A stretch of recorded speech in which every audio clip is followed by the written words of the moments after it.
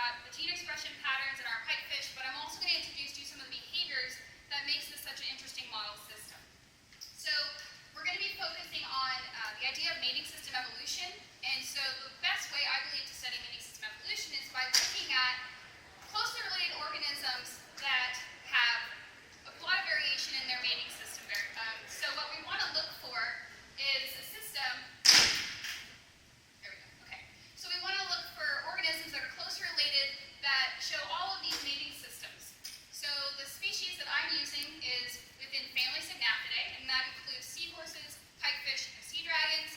And there's several reasons to use these type of fishes, but other than the fact that male pregnancy is really neat and we have parental care in all of these fish, we do see a lot of variation in their mating systems. And I find it particularly interesting that all of these fish can overlap in the same exact habitat, but have very different mating systems. So what I'm focusing on is mating system variation in the brain. So we have whole brain transcriptomes for a variety of species. I have a polygynandrous pipefish where both males and females are mating multiply. We also have a polyandrous species where the females are really the ones attracting mates. They're mating multiply, so this is a sex role-reversed species. The classic case in our system is seahorses for monogamy. And so we have the brains of all of these different fish, and we're looking at the transcriptomes to understand variation in the brain that might result in explaining why there's so much variation in the mating system. So one of the things we wanted to do is add more mating systems, and we were really interested in adding a monogamous group that showed a bit of parental care, but also had male-male same-sex aggression. So we wanted to find a system that was monogamous with strong pair bonding. So what this brought us to is this bottom individual here, okay, it's the blue-striped pipefish. So this system is really neat because there was almost nothing done on this system before we started working on it. All we knew was that people looking in the wild saw them in pairs typically, so they were presumed to be monogamous. And once we started working with this fish, we found that they were a really, really interesting pipefish. So what we were able to do, we wanted to identify key behavioral traits to make sure that they were showing this monogamous behavior that people saw in the wild. And we wanted to test and see if they did have aggression in mate guarding. We wanted to look at the social system in the lab for the first time and identify what genes might be underlying these traits. So the behavioral traits that we first started looking at, we did just simple paired experiments where we either put same-sex or mixed-sex pairs in a tank, and we used 10-minute trials. By the end of the 10-minute trials, we easily were able to identify who was the dominant aggressor and who was the subordinate if there was any type of aggression. So the three behaviors that we used were posing, which you can see here. This is the sister taxa of the blue-striped pipefish, and this is a picture I took in an aquarium where they were displaying the same type of posing behaviors we saw in our pipefish. They have a flicking behavior in the video I'll show you next, and also chasing, which is very obvious. So in this video, I just want to orient you to what we were looking for. So these are our two males paired together, and you can see that they just got put in the tank. They're kind of checking each other out. And what you'll notice they will do is they'll come together to that posing shape right there, and then they'll flick at each other. Okay, so this was really exciting to us as pipefish researchers that do behavior, because pipefish typically do not have aggressive behaviors. So being able to see this flick motion that's occurring, they pose, they flick, they pose, and then they flick again. And by the end of this, they're usually chasing, and it's easy to tell who the dominant individual is. So what we were looking for was the posing behavior occurred in both our same-sex trials and also the mixed-sex trials. So the posing was the first behavior we saw, so it was kind of a way for them to kind of size each other up, and it also typically, sometimes the posing led to mating in the male-female trials. The flicking behavior, however, looks like an aggressive behavior. We don't see it in our mixed-sex trials, we're only seeing it when they're same-sex. So we saw this same-sex aggression, and we wanted to know, the flicking usually led to chasing. We were easily identifying the dominant male or female in the same-sex trials, so we wanted to see as if it had anything to do with body size. So we wanted to look at the difference between the dominant and the subordinate in the behavior trials, and we found that in females there was no difference both in body length and also in body width. But we do see a difference in body length and width for the males. So the males that end up dominant are usually larger. So there's also an interesting trait that we found, which no one had ever mentioned before in this species,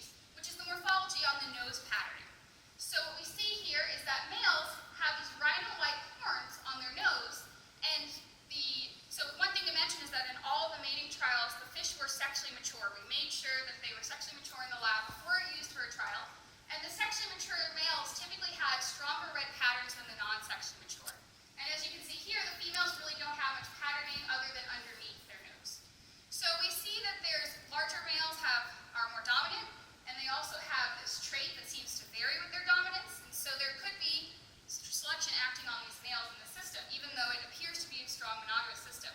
So we wanted to test if this same-sex aggression translated to mate guarding, which is what we're ultimately interested in, finding a species that had strong mate guarding. So we did intruder behavioral trials, and so it's a very similar video to the one I just showed you. So I'll just show you kind of a picture of what you would expect. This is our pregnant male here, and right here is his mate. So the yellow-colored one, you can kind of see there, is his mate. The females always were the first to encounter the female intruders, and the males were always the first to encounter a male intruder. So it usually ended up being several flicks between the same-sex pair, and they never let the intruder close to their mate. So there was really, really strong mate guarding occurring in this fish. So now that we know that we have strong pair bonding, we have strong mate guarding, we decided this was a really good species to add to our transcriptome data set. So I'm just going to start with a little bit of our preliminary data we have so far. So what I took was 5 pair bonded males, 5 non-pair bonded males, and 5 of each female category as well. We started with the whole brain transcriptome because we wanted to look across the whole brain, and in future studies break it down to individual parts. All right, so what we saw in general, just an overall view, was that we were originally obviously hoping to see pair-bonded individuals versus non-pair bonded individuals, but that's not what we saw. Instead, more so we saw the effect of males grouping together and females grouping together. So, which is commonly known in a lot of other fish species of brains. They are sexually dimorphic, and so we did see that pattern. However, we don't see a really strong effect of pair bonding. So we look at the differentially expressed genes, though, that we're interested in. We can see the differentially expressed genes, we see more sexually dimorphic than pair bonding differentially expressed genes. So there's 141 sexually dimorphic genes, and these are kind of the top hitters. So most of the genes in the brain are really, really small fold changes. So we don't see a huge difference in the fold changes between most of the genes in the brain compared to some other organs that we've worked on in the past, like the liver, where you have insanely high differences in sexual dimorphism expression patterns. So in the brain, if we chose the ones that are way above twofold, because the majority of them are below twofold, we see these are genes that are upregulated in males that are paired versus the paired females, and the genes that are up in non-paired males versus non-paired females. And so there's a few things that stick out to us. The zone of pellucidal sperm binding protein are seen in both of these comparisons, as well as this phospholipid transporting ATPase. And so some of these genes are similar, but we really just aren't seeing a ton that are really significantly different. Okay, there's not really big fold changes. So 141 sexually dimorphic genes. The next we wanted to look at were pair bonding genes. So most of them, like I mentioned, were below twofold change. So these are the ones that are higher than that. And the one that's really stuck out to us is that we're seeing growth hormones and growth response hormones is the only one that's really coming up across both of the female pair bonded and the male pair bonded differentially expressed genes. And so the growth hormone is involved in reproductive cycling, so that could be one of the reasons why we're seeing this come up in our pair bonded individuals versus the non-pair bonded individuals. But we have really a lot more analyses to do to be able to really tease out what's going on here. So one of the things that we know so far about this system is that we confirmed that they do form pair bonds in the lab. They do immediately remate with each other after the male gives birth to the offspring, which is a sign of they're synchronized their reproductive cycles, so they are seeming to be monogamous. They're also seeming to be monogamous because if we introduce any other fish in the tank, they're usually in the corner cowering, so we don't really have an opportunity for multiple matings, it seems like. So we also identify these behaviors that now we can look at and identify the variation in the behaviors with potentially the variation in the gene expression patterns. We also have brains that show sexual dimorphic expression, which is pretty common in brain RNA-seq studies, but we do have a lot more analyses to go. So I think the most important thing will be, however, the comparative approach. So not only just looking at the pair-bonded individuals in this particular species, but being able to compare the brains across multiple individuals that are closely related but have really varying mating systems. So once we are able to compare all of these, we should be able to tease out some more interesting clues to follow in the next studies, basically. So with that, I finished pretty early so that I could leave time for some questions. I want to thank NSF for funding, the EPA for funding me as well, and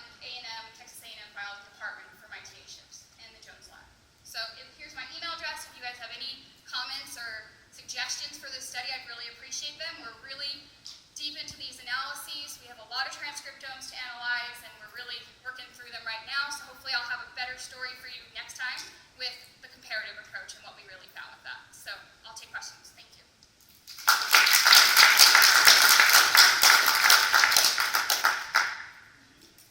I was wondering if you have individual variation within sexes in behavior that also shows variation in gene expression. So there actually wasn't as much behavioral variation as you would anticipate. So with a pipefish, usually there's not a lot of behaviors to watch. They're not really doing very much. But with this particular species, it's fantastic because you have 95% of the behavioral time, there's aggression occurring or courting occurring. So there really wasn't a lot of variation in the behaviors, which is interesting. So, but we did see, however, a lot of variation in the gene expression patterns. So some of the gene expressions of the target genes that we would be interested in, like ABT, for example, you can see the standard error bars are really big. So we're seeing a lot of variation in the individuals. So even though we only have 5 of each, we're hoping that across the comparative, because there's a lot of variation, maybe we can pull something from that. So yeah, the variation is in the gene expression, not in the behaviors. Yeah. Yeah? Hey, just curious. In the PCA study, they explained a large amount of variation, but I was wondering if you looked at PCs other than 1 and 2 to see whether any morphology showed up with those. Yeah, so PC 1 and 2 showed smaller amounts of variation, but each gene was accounting for a small amount of variation once we removed the top hitting gene. So the top hitting gene was so much higher expressed, it was cytochrome oxidase C. And so that one was a metabolism gene that was super high. And once we removed that, then we were seeing some actual data in the PCAs. But other than PC1, where there was grouping, none of the other, every other one we tried basically was just a splattering of plots. So yeah, we're not seeing any strong patterns at all in any of the other ones, so I tried those two. Yep. What was the divergence time on the other species that you're talking about? Oh, I'd have to check that. Off the top of my head, I don't know. I'd have to double check. We don't for sure know the Doryramphus one yet. That one is not as well lined out on the phylogeny. The two Signathus ones are much closer, so those are relatively close. The seahorses are the outgroup to Signathus, and then the species that we're adding lastly is one of the furthest ones out. And we have 2 other additional species that I just don't have copyright photos of, and so they're not on there as well. But yeah, so we were hoping originally to do phylogenetic tree, and on each side is mating systems from each kind, so we were trying to control for the phylogenetic distance, but it becomes a little more difficult with the mating systems being where they are. But thank you for the question. Fantastic talk, Kelly. Do you have any information on growth hormones? And the growth hormones will look at genes, like similar sorts of information on what varies and what's not. And where I'm going with this is that the growth hormone that keeps structure pituitary, if you've got some sort of you might have the active force of massive dip. I've seen that sort of work up in the sun. Okay. So sometimes it's like activated sort of massive spike. Yeah, so Don't. that makes sense. All of the brains had the pituitary gland. Yeah, you saw it there. Okay. It's really, really obvious on these fish, actually. So if you guys want to go to your next talk, you can. I'll just answer your question. But yeah, so if you look here, so right here, there's a really obvious lump. Yeah. That's the pituitary gland there, and you can really clearly see it. And then this is actually, we had to remove that piece off. It's on every single brain in the